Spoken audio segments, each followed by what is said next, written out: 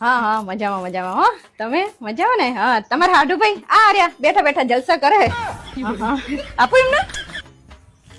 હા બ્રો મારા બનેવીનો ફોન છે, મારા વિશે સારું સારું બોલજો, કઈ ખોટું ખરાબ ના બોલતા નહીં તારા હામીને જોઈ છે ને. હલો હાટુભાઈ. હા હા બેઠા બેઠા જલસા કરીએ.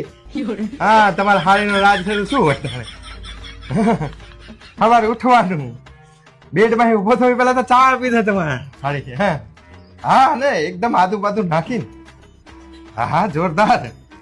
અને ખાવાનું તો તમે શું વાત કહું તમને, ખાવાનું તો આમ જાણે હોટલ ને પાછું પાડે એવું ખાવાનું બનાવો તમારે હારી.